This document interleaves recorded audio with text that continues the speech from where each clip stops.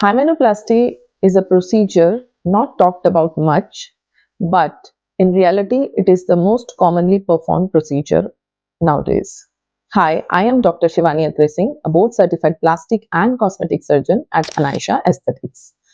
Even in now modern days, rupture hymen before marriage is still a taboo. We have an optional surgery, that is hymenoplasty, which is also called a revirginization surgery. So today in this video, we'll talk about hymenoplasty surgery. hymenoplasty होता क्या है, ये कब करानी चाहिए, post procedure क्या care रखनी चाहिए, we'll discuss about this. hymenoplasty is a procedure जिसमें कि हम रप्चर टैग्स जो होते हैं हाइमेन को, उनको रिपेयर करते हैं. ये जो रिपेयर होता है, ये दो टेक्निक से होता है. One is the single layer technique and the other is the double layer technique. We as a plastic surgeon most commonly perform it as a double layer technique because इसमें surety and reliability of the procedure ज़्यादा होती है. ये एक more precise technique होता है and give a more aesthetic look. So hymen rupture के reason क्या होते हैं? We'll discuss about this. So hymen जो rupture होता है, ये during the physical intimacy rupture हो जाता है most commonly. सेकेंडली ये एथलीट्स में या जो लोग फिजिकली बहुत एथलेटिक होते हैं या साइकिलिंग करते हैं, उनमें भी ये रप्चर हो जाता है. And some time also after tampon insertion hymen rupture हो जाता है. हाइमेनोप्लास्टी होता कैसे है? हाइमेनोप्लास्टी एक प्रोसीजर है जो कि लोकल एनेस्थीसिया के अंडर होता है. इसमें आपको कुछ ब्लड टेस्ट करके दिखाने होते हैं और आप डायरेक्टली प्रोसीजर के लिए उसके बाद आ सकते हैं. आपको बार बार क्लिनिक पे या सेंटर पे विजिट करने की ज़रूरत नहीं पड़ती है. ये एक बहुत ही सेफ प्रोसीजर है और पेनलेस प्रोसीजर है. इसमें पेन बिल्कुल नहीं होता है और आप प्रोसीजर के तुरंत बाद फिर अपने घर वापस जा सकते हैं और इसमें रिकवरी भी बहुत फास्ट होती है. अब हम बात करेंगे राइट टाइम फॉर हाइमेनोप्लास्टी कि किस टाइम पर हमें हाइमेनोप्लास्टी कराना चाहिए.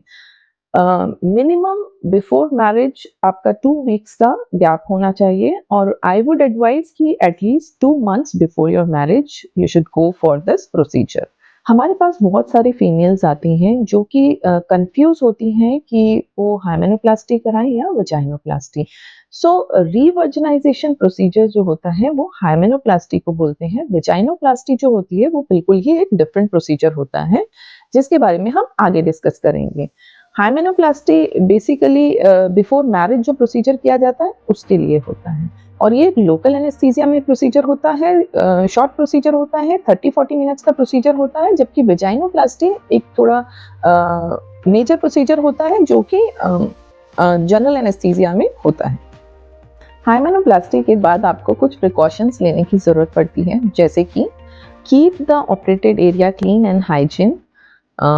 आप 6 to 8 वीक्स तक के लिए कोई पब्लिक टॉयलेट नहीं यूज़ करेंगे, टैम्पून इंसर्शन नहीं करेंगे या सौना बाथ नहीं लेंगे. You should also avoid physical intimacy for 6 to 8 weeks. आपको 3 to 4 वीक्स के लिए excessive exercise, heavy weight lifting, squatting, cycling, jogging avoid करना है. And the most important point, you should avoid alcohol and smoking for 3 to 4 weeks. So for those females who are thinking of getting this procedure done और apprehensive है या डरी हुई है या confidence नहीं है, they can consult with their plastic surgeon because plastic surgeons are best for doing this procedure and आप procedure करा सकते हैं. If you have more queries regarding the same procedure, you can contact us, you can DM us on Insta and subscribe my channel for more such updates. Thank you.